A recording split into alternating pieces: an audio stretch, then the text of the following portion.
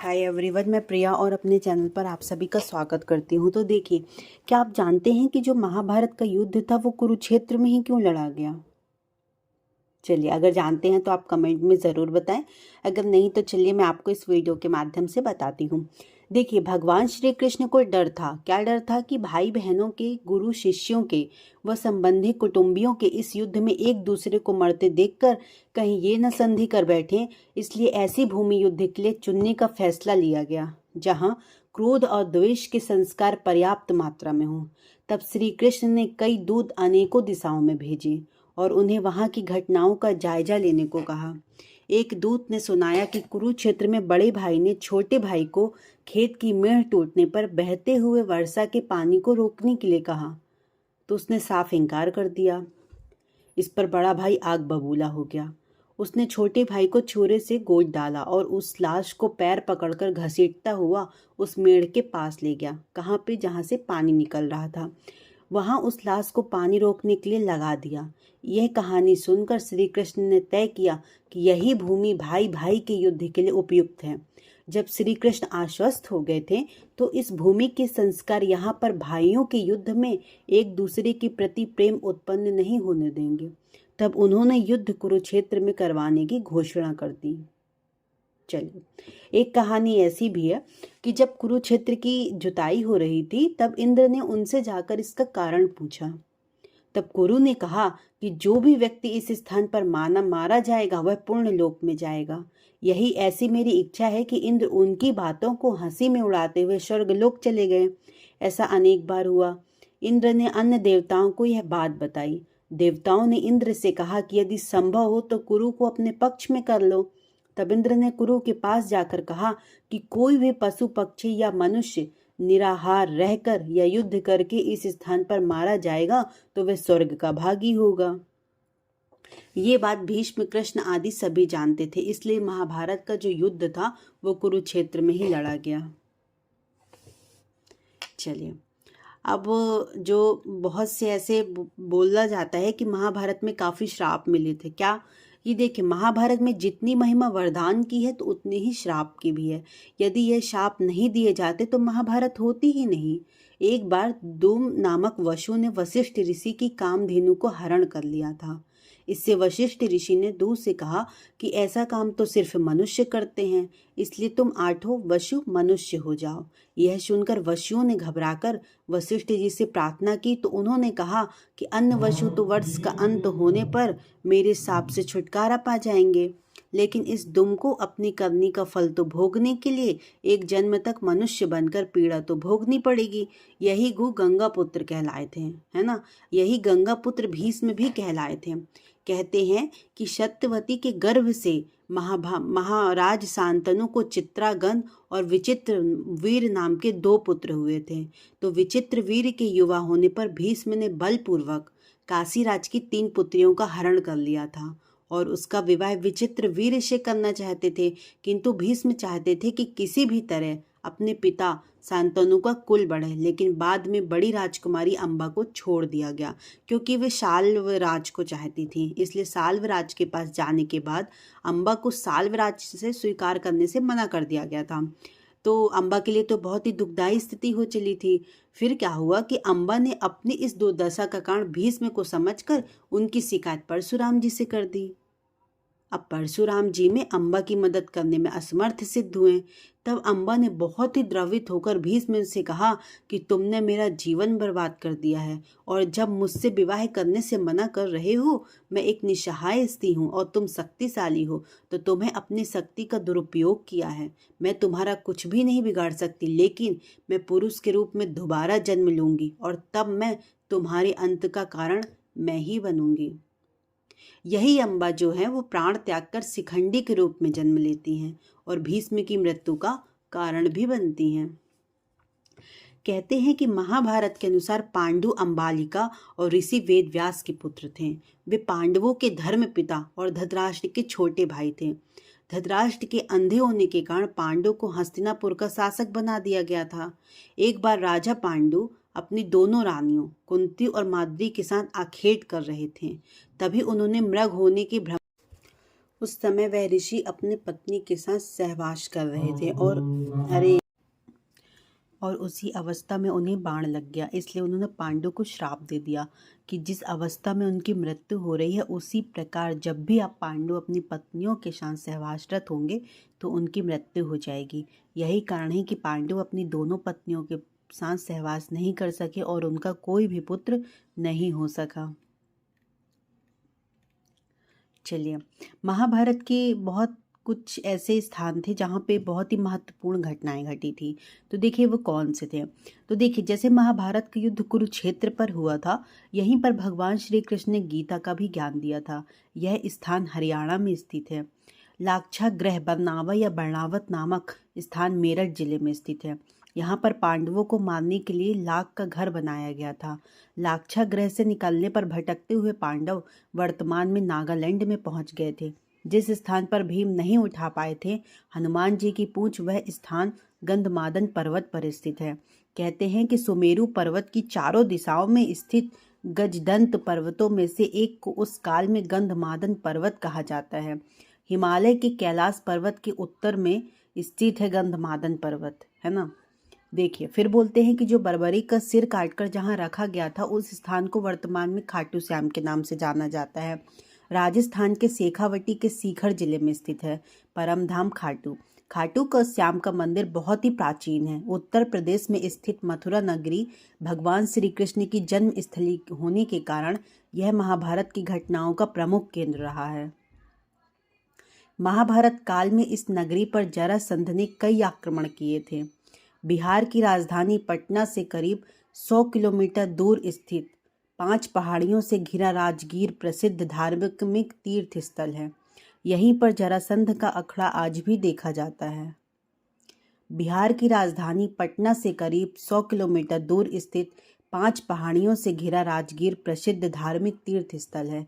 यहाँ महाभारत के रचनाकार महर्षि वेद व्यास जी की गुफा है। इसके समीप ही गणेश गुफा है। मान्यता है कि इसी गुफा में व्यास जी ने महाभारत को मौखिक रूप दिया था और गणेश जी ने उसे लिखा था। कहते हैं कि कौरवों से अपना राज्य हारने के बाद भगवान श्री कृष्ण के कहने पर अर्जुन मनाली के पिरनी पर तप करने चले गए थे। उस स्थान को अर्जुन गुफा के नाम से जाना जाता है।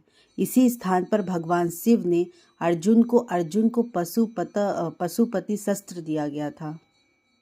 दिल्ली को उस काल में इंद्रप्रस्थ कहा जाता था और मेरठ को हस्तिनापुर। दिल्ली में जो पुराना किला है वो इस बात का सबूत है कि खुदाई में मिले अवशेषों के आधार पर पुरातत्वविदों में एक बड़ा वर्ग यह मानता है कि पांडवों की राजधानी इसी स्थल पर रही होगी। पुराना किला दिल्ली में यमुना नदी के पास स्थित है, जिसे पांडवों ने बनवाया था। बाद में इनका पुनर्उद्धार होता गया और महाभारत के अनुसार यह पांडवों की राजधानी थी। दूसरी ओर कुरुक्षेत्र की राजधानी गंगा के किनारे हस्तिनापुर में स्थित है। देखिए महाभारत युद्ध के कई नियम थे और सेना की अलग अलग स्थिति थी। वो क्या? तो कहते हैं कि महाभारत के युद्ध के पूर्व पांडवों ने अपनी सेना का जो पड़ाव था वो कुरुक्षेत्र के पश्चिमी क्षेत्र में सरस्वती नदी के दक्षिण तट पर बसे समत्र पंचक तीर्थ के पास तट डाला था। लेकिन कौरवों ने कुरुक्षेत्र के पूर्वी भाग में वहां से कुछ योजन की दूरी पर एक समतल मैदान में अपना पड़ाव डाला था। दोनों ओर के जो शिविर के सैनिक के भोजन जो थे, घायलों के इलाज की उत्तम व्यवस्था की थी। हाथी घोड़े रथों की अलग अलग व्यवस्था की गई थी और प्रत्येक शिविर में प्रचुर मात्रा में खाद्य सामग्री, अस्त्र शस्त्र, यंत्र, कई वैद्य शिल्पी वेतन देकर रखे गए थे, है ना। कौरवों की ओर से भी बहुत सहयोगी जनपद थे, है ना, जो योद्धा लड़े गए थे। और ऐसे ही देखिए पितामह भीष्म की सलाह पर दोनों दलों ने एकत्र होकर युद्ध के कुछ नियम बनाए थे, है ना। तो क्या आप जानते हैं कि वो क्या नियम थे? चलिए मैं आपको बताती हूँ। पहला, प्रतिदिन युद्ध सूर्योदय से लेकर सूर्यास्त तक ही रहेगा। सूर्यास्त के बाद युद्ध नहीं होगा। युद्ध समाप्ति के पश्चात छल कपट छोड़कर सभी लोग प्रेम का व्यवहार करेंगे। रथी रथी से, हाथी वाला हाथी वाले से और पैदल पैदल से ही युद्ध करेगा। एक वीर के साथ एक वीर ही युद्ध करेगा। भय से भागते हुए या शरण में आए हुए लोगों पर अस्त्र शस्त्र का प्रहार नहीं किया जाएगा। जो वीर निहत्था हो जाएगा उस पर कोई अस्त्र नहीं उठाया जाएगा। युद्ध में सेवक का काम करने वालों पर भी कोई अस्त्र नहीं उठाएगा। तो ये सारे मिलकर नियम बनाए गए थे। देखिए, महाभारत की जो महिलाएं थीं, कहते हैं कि महाभारत में एक से एक बढ़कर एक सुंदर स्त्रियां थीं। जितनी वे सुंदर थी उससे कई ज़्यादा ज्ञान संपन्न भी थी। माना जाता है कि उनमें से कुछ स्त्रियों के कारण ही महाभारत हुआ। यह आम धारणा है कि जड़ जोरू और जमीन के लिए ही युद्ध होते रहे हैं। हालांकि कुछ विद्वान मानते हैं कि महाभारत युद्ध के कारण कुछ और भी थे। क्या? महाभारत में भूमि बंटवारा युद्ध का सबसे बड़ा कारण था, लेकिन दूसरे लोग मानते हैं कि बंटवारा शांतिपूर्वक हो सकता था, लेकिन कुछ महिलाओं की जिद के कारण कौरवों और पांडवों के बीच कटुता बढ़ गई, जिसके परिणाम स्वरूप युद्ध हुआ। सत्यवती। महाभारत की शुरुआत राजा शांतनु की दूसरी पत्नी सत्यवती से हुई थी। पहली पत्नी गंगा के पुत्र भीष्म ने सत्यवती के कारण ही ब्रह्मचर्य की प्रतिज्ञा ले ली थी, क्योंकि सत्यवती चाहती थी कि भीष्म या उनका कोई भी पुत्र हस्तिनापुर की गद्दी में ना बैठे, बल्कि मेरा ही पुत्र गद्दी का अधिकारी बने। सुभद्रा। सुभद्रा तो कृष्ण की बहन थी, जिसने कृष्ण के मित्र अर्जुन से विवाह किया था, बल्कि बलराम चाहते थे कि सुभद्रा का विवाह कौरव कुल में हो। बलराम की हट के चलते ही श्री कृष्ण ने सुभद्रा का विवाह अर्जुन के हाथों करवा दिया था। बाद में द्वारका में सुभद्रा के साथ अर्जुन का विवाह विधि पूर्वक संपन्न हुआ। विवाह के बाद वे 1 वर्ष तक द्वारका में रहे और शेष समय पुष्कर क्षेत्र में व्यतीत किया। 12 वर्ष पूरे होने पर सुभद्रा के साथ वे इंद्रप्रस्थ लौट गए। फिर आता है लक्ष्मणा। श्री कृष्ण की 8 पत्नियों में से एक जामवंती थी। जामवंती कृष्ण के पुत्र का नाम शाम्ब था। शाम्ब का दिल दुर्योधन भानुमति की पुत्री लक्ष्मण पर आ गया और वे दोनों प्रेम करने लग गए। दुर्योधन के पुत्र का नाम लक्ष्मण था और पुत्री का नाम लक्ष्मणा। तो दुर्योधन अपनी पुत्री का विवाह श्री कृष्ण के पुत्र से नहीं करना चाहते थे। तो भानुमति सुदक्षिण की बहन जो दुर्योधन की पत्नी थी, इसलिए एक दिन शाम ने लक्ष्मणा से विवाह कर लिया और लक्ष्मणा को अपने रथ में बैठाकर द्वारिका ले जाने लगा। यह जब बात कौरवों को पता चली तो कौरव अपनी पूरी सेना लेकर शाम से युद्ध करने पहुंच गए। फिर आती हैं कुंती। देखिए, कुंती और जो माद्री थी वो तो दोनों पांडव की ही पत्नी थी। यदि पांडव को श्राप नहीं मिलता तो उनका कोई पुत्र होता जो गद्दी पर बैठता, लेकिन ऐसा नहीं हुआ। लेकिन पांडव के आग्रह पर कुंती ने एक एक करके कई देवताओं का आवाहन किया। इस प्रकार माद्री ने भी देवताओं का आवाहन किया। तब कुंती को 3 और माद्री को 2 पुत्र प्राप्त हुए, जिसमें युधिष्ठिर सबसे ज्येष्ठ हैं। कुंती के अन्य पुत्र थे भीम और अर्जुन, और माद्री के जो पुत्र थे वे थे नकुल और सहदेव।